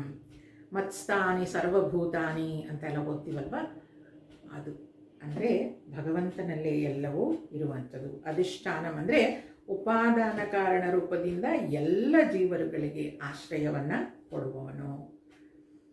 ಅಪ್ರಮತ್ತಃ, ಅಧಿಕಾರಿಗಳಿಗೆ ಕರ್ಮಗಳಿಗೆ ತಕ್ಕಂತೆ ಫಲ ಕೊಡುವುದರಲ್ಲಿ ಎಂದಿಗೂ ತಪ್ಪು ಮಾಡದಿರುವವನು. ಅಪ್ರಮತ್ತಃ ಅಂತ, ಅವನಿಗೆಂದು ತಪ್ಪು ಮಾಡೋದಿಲ್ಲ. ಯಾವಾಗಲೂ ಅವನ ಜವಾಬ್ದಾರಿಗಳಲ್ಲಿ ಅತ್ಯಂತ ರೆಸ್ಪಾನ್ಸಿಬಿಲಿಟಿಯಿಂದ ಆ ಅಧಿಕಾರಿಗಳಿಗೆ ಏನನ್ನ ಕೊಡಬೇಕು ಅಂದರೆ ಅಧಿಕಾರಿಗಳಿಗೆ ಕರ್ಮಕ್ಕೆ ತಕ್ಕಂತೆ ಫಲವನ್ನು ಕೊಡುವಂಥವನು ಅಪ್ರಮತ್ತಃ. ಮೋಸ ಮಾಡ್ತಾ ಇಲ್ಲ ಯಾರಿಗೂ, ಅವನು ಸರಿಯಾದ ರೀತಿಯಲ್ಲಿ ಎಲ್ಲವನ್ನು ಕೊಡ್ತಾ ಇದ್ದಾನೆ ಅಂತ. ಪ್ರತಿಷ್ಠಿತಃ ತನ್ನ ಮಹಿಮೆಯಲ್ಲಿಯೇ ಸ್ಥಿತನಾಗಿರುವವನು. ಅವನ ಮಹಿಮೆಯಲ್ಲಿ ಅವನು ಸ್ಥಿತನಾಗಿದ್ದಾನೆ. ಈಗ ಅವನನ್ನು ಸ್ಥಿತಗೊಳಿಸ್ಲಿಕ್ಕೆ ಬೇರೆ ಯಾರೋ ಏನೋ ಮಾಡಬೇಕಾಗಿಲ್ಲ. ಅವನು ಸ್ವಮಹಿಮ್ನ ಅವನೇ ಪ್ರಕಟಗೊಳ್ತಾನೆ. ತನ್ನ ಮಹಿಮೆಯಲ್ಲಿ ಅವನು ಸ್ಥಿರವಾಗಿರೋದು, ಅವನೇ ಅವನ ಮಹಿಮೆಯನ್ನು ಬೇಕಾದ ರೀತಿಯಲ್ಲಿ ತಂದುಕೊಳ್ತಾನೆ ಅಂತ. ಅವನಲ್ಲಿಯೇ ಎಲ್ಲ ಭೂತಗಳು ಇವೆ. ಅವನು ಅವನ ಮಹಿಮೆಯಲ್ಲಿ ಎಸ್ಟಾಬ್ಲಿಷ್ ಆಗಿದ್ದಾನೆ, ಯಾವಾಗಲೂ ಅಲ್ಲೇ ಇದ್ದಾನೆ ಅಂತ. ಇನ್ನೊಂದು ಶ್ಲೋಕವನ್ನು ನೋಡೋಣ. 36ನೇ ಶ್ಲೋಕ ಮಂತ್ರ. ಸ್ಕಂದ ಸ್ಕಂದಧರೋ ಧುರ್ಯೋ ವರದೋ ವಾಯುವಾಹನಃ ವಾಸುದೇವೋ ಬೃಹದ್ಭಾನು ಆದಿದೇವ ಪುರಂದರ. ಸ್ಕಂದ ಇಲ್ಲಿ 9 ನಾಮಗಳಿದೆ ಅಷ್ಟೇ. ಸ್ಕಂದ, ಸ್ಕಂದಧರ, ದುರ್ಯ, ವರದ, ವಾಯುವಾಹನ, ವಾಸುದೇವ, ಬೃಹದ್ಭಾನು, ಆದಿದೇವ, ಪುರಂದರ. ಇದರಲ್ಲಿ ಸಾಕಷ್ಟು ಹೆಸರುಗಳನ್ನ ಕೇಳಿದ್ದೀವಿ ನಾವು. ಪುರಂದರ, ಸ್ಕಂದ ಇದೆಲ್ಲ ಅಲ್ವಾ. ಸ್ಕಂದ, ಸ್ಕಂದ ಅಂತ ಹೇಳಿದ್ರೆ ಸ್ವಾಮಿ ಕಾರ್ತಿಕೇಯ ರೂಪನು. ಕಾರ್ತಿಕೇಯನಿಗೆ ಸ್ಕಂದ ಅನ್ನೋ ಒಂದು ಹೆಸರಿದೆ. ಮತ್ತೊಂದು ಅರ್ಥದಲ್ಲಿ ಏನು ಹೇಳ್ತಾರೆ ಅಂತ ಹೇಳಿದ್ರೆ, one who flows like nectar ಅಂತೆ. ಅಂದರೆ ಆ ಸ್ಕಂದ ಅನ್ನುವಂಥವನು ಎಷ್ಟು ಮಧುರ ಅಂತ ಹೇಳಿದ್ರೆ ಅವನ ನಾಮಾಮೃತ ಜೇನಿನಂತೆ ಇರುತ್ತೆ ಅಂತ ಹೇಳ್ತಾರೆ. ಆದ್ದರಿಂದ ಸ್ಕಂದ. ಸ್ಕಂದಧರ, ಧರ್ಮ ಪಥವನ್ನು ಧರಿಸಿದವನು ಸ್ಕಂದಧರ. ಸ್ಕಂದ ಅಂದರೆ ಇಲ್ಲಿ ಧರ್ಮ ಅಂತ ಕೂಡ ಹೇಳ್ತಾ ಇದ್ದಾರೆ. ಸ್ಕಂದಧರ ಅಂತ ಹೇಳುವಾಗ ಧರ್ಮ ಪಥವನ್ನು ಧರಿಸಿದವನು ಸ್ಕಂದಧರ. ದುರ್ಯ, ದುರ್ಯ ಸಮಸ್ತ ಭೂತಗಳ ಜನ್ಮಾದಿರೂಪಿ ಹೊರೆಯನ್ನು ಹೊರುವವನು. ಆದರೆ ಅವನು ಆ ರೆಸ್ಪಾನ್ಸಿಬಿಲಿಟಿ ತಗೊಳ್ತಾನೆ, ಜವಾಬ್ದಾರಿಯನ್ನು ತಗೊಳ್ತಾನೆ. ಏನು ಜವಾಬ್ದಾರಿ ತಗೊಳ್ತಾನೆ ಅವನು? ಸಮಸ್ತ ಜನ್ಮಾದಿರೂಪಿ ಸಮಸ್ತ ಭೂತಗಳ ಜವಾಬ್ದಾರಿಯನ್ನು ಅವನು ತಗೊಳ್ತಾನೆ. ಧುರಂ ಅಂತ ಹೇಳಿದ್ರೆ ದುರಂ ಅಲ್ಲ, ದುರಂ ಅಂತ ಹೇಳಿದ್ರೆ ಜವಾಬ್ದಾರಿ, ರೆಸ್ಪಾನ್ಸಿಬಿಲಿಟಿ ಅಂತ. ವಹತಿ ಅಂದರೆ ಕ್ಯಾರೀಸ್. ದುರ್ಯ ಸಮಸ್ತ ಭೂತಗಳ ಜನ್ಮಾದಿರೂಪಿ ಹೊರೆಯನ್ನು ಹೊರುವವನು ದುರ್ಯ. ವಹತಿ ಅಂದರೆ ಕ್ಯಾರೀಸ್ ಅಂತ. ದುರಂ ವರತಿ ದುರ್ಯ. ವರದಃ ಇಚ್ಛಿಸಿದ ವರವನ್ನು ಕೊಡುವವನು. ಇಚ್ಛಿಸಿದ ವರ ಕೊಡ್ತಾನ ಅವನು, ಅದಕ್ಕೆ ಅವನನ್ನು ವರದಃ. ದ ಅಂತ ಹೇಳಿದ್ರೆ ವರದಃ, ವರವನ್ನು ಕೊಡುವವನು ವರದಃ ಅಂತ. ಅಂದರೆ ಈ ಇನ್ನೊಂದು ಅರ್ಥದಲ್ಲಿ ವರ ಅಂತ ಹೇಳಿದ್ರೆ ಹಸು ಅಂತ ಕೂಡ ಹೇಳ್ತಾರೆ. ವರದಃ ಅಂತ ಹೇಳಿದ್ರೆ ಆ ಹಸುಗಳನ್ನು ದಾನ ಮಾಡುವವನು ಅಂತ. ಈ ಹಸುಗಳನ್ನು ಯಾವಾಗ ಯಾರು ದಾನ ಮಾಡ್ತಾರೆ? ಯಜ್ಞದ ಯಜಮಾನನಾಗಿ ಅವನು ಒಂದು ಯಜ್ಞವನ್ನು ಮಾಡಿದಾಗ ಈ ಹಸುಗಳನ್ನು ದಾನ ಮಾಡ್ತಾನೆ. ಅವನು ಕೂಡ ವರದಃ, ಅವನು ಕೂಡ ನಾರಾಯಣನೇ ಅಂತ ಹೇಳ್ತಾರೆ. ಗೋದಾನ ಮಾಡುವವನು ಕೂಡ ನಾರಾಯಣನೇ. ವಾಯುವಾಹನ, ಇದು ಒಂದು ಸುಂದರವಾದ ಶಬ್ದ. ವಾಯುವಾಹನ, ಎಲ್ಲ ವಾಯುಭೇದಗಳನ್ನು ನಡೆಸುವವನು. ಎಲ್ಲ ವಾಯುಭೇದಗಳನ್ನು ನಡೆಸುವವನು ಅಂತ ಹೇಳುವಾಗ 7 ರೀತಿಯ ವಾಯುಗಳಿದಾವಂತೆ. 7 ರೀತಿಯ ವಾಯುಗಳನ್ನು ಹರಿಯಲು ಬಿಡುವವನು. 7 ರೀತಿಯ ವಾಯುಗಳು ಯಾವ್ದ್ಯಾವುದು ಅಂದರೆ ನೋಡಿ, ಭೂಮಿ ಮತ್ತು ಮೋಡಗಳ ನಡುವೆ ಒಂದು ರೀತಿಯ ವಾಯು ಇದೆ. ಆ ಭೂಮಿ ಮತ್ತು ಅರ್ತ್ ಆ್ಯಂಡ್ ಕ್ಲೌಡ್ಸ್, ಭೂಮಿ ಮತ್ತು ಆ ಮೋಡಗಳ ನಡುವೆ ಇರುವಂಥ ವಾಯುಗೆ ಆವಹ ಅಂತ ಕರೀತಾರಂತೆ. ಎಷ್ಟು ಸುಂದರ ನೋಡಿ, ಆವಹ. ಹಾಗೆ ಆ ಮೋಡಗಳಿಂದ ಸೂರ್ಯನವರೆಗೂ ಇರುವಂತಹ ವಾಯುವಿಗೆ ಪ್ರವಾಹ ಅಂತ ಕರೀತಾರಂತೆ. ಅಲ್ಲಿರುವ ನಮಗೆ ಗೊತ್ತು, ಸೈನ್ಸ್ ಓದೋರಿಗೆ ಆಕ್ಸಿಜನ್ ಇಲ್ಲಿ ಜಾಸ್ತಿ ಇರುತ್ತೆ, ಆಲ್ ದೋಸ್ ಥಿಂಗ್ಸ್. ಈ ಮೋಡಗಳಿಂದ ಸೂರ್ಯನವರೆಗೆ ಇರುವ ವಾಯುಗೆ ಪ್ರವಾಹ ಅಂತ ಹೇಳ್ತಾರೆ. ಸೂರ್ಯನಿಂದ ಚಂದ್ರನವರೆಗೆ ಇರುವ ವಾಯುಗೆ ಅನುವಹ ಅಂತ ಹೇಳ್ತಾರಂತೆ. ಆ ಚಂದ್ರನಿಂದ ನಕ್ಷತ್ರಗಳವರೆಗೆ ಇರುವಂತಹ ವಾಯುವಿಗೆ ಸಂವಹ ಅಂತ ಹೇಳ್ತಾರಂತೆ. ಆ ನಕ್ಷತ್ರಗಳಿಂದ ಗ್ರಹಗಳ ನಡುವೆ ಇರುವಂತಹ ವಾಯುಗೆ ವಿವಹ ಅಂತ ಹೇಳ್ತಾರಂತೆ. ಆ ಗ್ರಹಗಳಿಂದ ಸಪ್ತ ಋಷಿಗಳು ಅದರ ನಡುವೆ ಹರಿದಾಡುವ ವಾಯುಗೆ ಪರಾವಹ ಅಂತ ಕರೀತಾರಂತೆ. ಆ ಸಪ್ತ ಋಷಿಗಳಿಂದ ಧ್ರುವ ನಕ್ಷತ್ರದವರೆಗೆ ಇರುವಂತಹ ವಾಯುಗೆ ಪರಿವಹ ಅಂತ ಹೇಳ್ತಾರಂತೆ. ಎಷ್ಟು ಸುಂದರ ನೋಡಿ ಇದು. 7 ರೀತಿಯ ಈ ವಾಯು, 7 ರೀತಿಯ ಭೂಮಿಯಿಂದ ಮೋಡ, ಮೋಡದಿಂದ ಸೂರ್ಯ, ಸೂರ್ಯನಿಂದ ಚಂದ್ರ, ಚಂದ್ರನಿಂದ ನಕ್ಷತ್ರ, ನಕ್ಷತ್ರದಿಂದ ಗ್ರಹಗಳು, ಗ್ರಹಗಳಿಂದ ಸಪ್ತಋಷಿಗಳು, ಸಪ್ತಋಷಿಗಳಿಂದ ಧ್ರುವ ನಕ್ಷತ್ರ. ಇದು 7 ರೀತಿಯ ವಾಯು. ಈ 7 ರೀತಿಯ ವಾಯುವನ್ನು ಹರಿಯಲು ಬಿಡುವವನು, ಅಂದರೆ ಇನ್ಸ್ಪೈರ್ ಮಾಡಿ ಅದು ಅದೇ ರೀತಿಯಲ್ಲಿ ಅದೇ ಜಾಗದಲ್ಲಿ ಹರಿಯುವಂತೆ ಮಾಡುವವನು ವಾಯುವಾಹನ ಅಂತ ಹೇಳ್ತಾರಂತೆ. ಮುಂದಿನ ನಾಮ ಇರೋದು ವಾಸುದೇವ. ಸಮಸ್ತ ಪ್ರಾಣಿಗಳನ್ನು ತನ್ನಲ್ಲಿ ಇಟ್ಟುಕೊಂಡಿರುವವನು ಹಾಗೂ ಅವುಗಳಲ್ಲಿ ಸರ್ವಾತ್ಮ ರೂಪದಿಂದ ವಾಸ ಮಾಡುವ ದಿವ್ಯ ಸ್ವರೂಪನು. ವಾಸು ಅಂದರೆ ವಾಸ ಮಾಡುವವನು, ವಾಸ ಮಾಡೋದಕ್ಕೆ ಅವಕಾಶ ಮಾಡಿಕೊಡೋನು, ಬೇರೆಯವರನ್ನು ಜೀವಂತವಾಗಿಡೋನು, ಆ ಥರ ಎಲ್ಲ. ದೇವ ಅಂದರೆ ದಿವ್ಯತೆ. ಅವನು ಅವರಲ್ಲಿ ತನ್ನ ದಿವ್ಯತೆಯನ್ನು ಕೊಟ್ಟು ಅವರನ್ನು ಆಟಾಡುವ ಹಾಗೆ, ಅವರ ಆಸೆಗಳನ್ನು ಪ್ರಕಾಶಗೊಳ್ಳುವ ಹಾಗೆ ಮಾಡ್ತಾನಂತೆ. ವಾಸುದೇವ ಕೃಷ್ಣ ಅಂತಲೇ ಹೇಳೋದು. ಸಮಸ್ತ ಪ್ರಾಣಿಗಳನ್ನು ತನ್ನಲ್ಲಿ ಇಟ್ಟುಕೊಂಡಿರುವವನು ಹಾಗೂ ಅವುಗಳಲ್ಲಿ ಸರ್ವಾತ್ಮ ರೂಪದಿಂದ ವಾಸ ಮಾಡುವ ದಿವ್ಯ ಸ್ವರೂಪ ಅವನು. ಬೃಹತ್ ಭಾನು.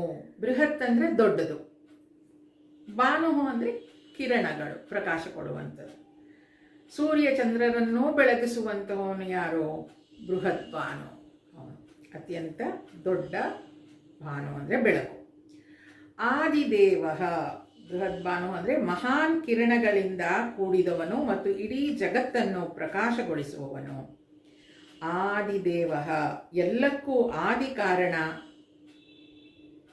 ದೇವನು. ಅವನು ಈಸ್ ದಿ ರೂಟ್ ಕಾಸ್. ಅವನಿಲ್ಲದೆ ಇದ್ರೆ ಏನೂ ಇಲ್ಲ. ಏನದು? ಕಾನ್ಷಿಯಸ್ನೆಸ್. ಅದನ್ನೇ ಹೇಳೋದು ಆದಿದೇವ. ಆದಿದೇವನು, ಆದಿದೇವ. ಪುರಂದರ. ಪುರಂದರ ಅಂದರೆ ಅಸುರರ ನಗರಗಳನ್ನು ಧ್ವಂಸ ಮಾಡುವವನು ಪುರಂದರ. ಇನ್ನೊಂದು ಪುರಂದರ ಅಂತ ಹೇಳಿದ್ರೆ, ಈ ಪುರಂ ಅಂತ ಹೇಳಿದ್ರೆ ಈ ರಾಕ್ಷಸರು ಇರುವಂತಹ ಜಾಗಕ್ಕೂ ಕೂಡ ಪುರಂ ಅಂತ ಹೇಳ್ತಾರಂತೆ.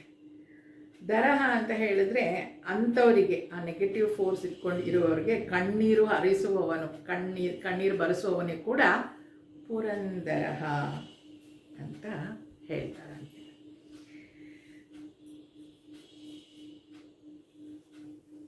ಇಷ್ಟೊಂದು ಸುಂದರವಾದ ವಾಯುವಾಹನ, ಆಕಾಶ ನಕ್ಷತ್ರಗಳನ್ನೆಲ್ಲ ತೋರಿಸಿದ ಮೇಲೆ ಭೀಷ್ಮ ಪಿತಾಮಹರು ನೀವು ಆ ಅಲೆಗಳಲ್ಲೇ ಸ್ವಲ್ಪ ಹೊತ್ತು ಇರಿ ಅಂತ ಹೇಳಿ ಕಣ್ಣು ಮುಚ್ಕೊಳ್ತಾರಂತೆ. ಅವರು ಕಣ್ಣು ಬಿಡೋವರೆಗೂ, ಮುಂದಿನ ನಾಮಗಳನ್ನು ಹೇಳೋವರೆಗೂ ನಾವು ಕೂಡ ಕಾಯೋಣ. ಸರ್ವೇ ಭವಂತು ಸುಖಿನಃ, ಸರ್ವೇ ಸಂತು ನಿರಾಮಯಾಃ, ಸರ್ವೇ ಭದ್ರಾಣಿ ಪಶ್ಯಂತು, ಮಾ ಕಶ್ಚಿತ್ ದುಃಖಭಾಗ್ ಭವೇತ್. ಅಸತೋ ಮಾ ಸದ್ಗಮಯ, ತಮಸೋ ಮಾ ಜ್ಯೋತಿರ್ಗಮಯ, ಮೃತ್ಯೋರ್ಮಾ ಅಮೃತಂಗಮಯ. ಓಂ ಶಾಂತಿ ಶಾಂತಿ ಶಾಂತಿ. ಹರಿ ಓಂ. ಶ್ರೀ ಗುರುಭ್ಯೋ ನಮಃ. ಹರಿ ಓಂ.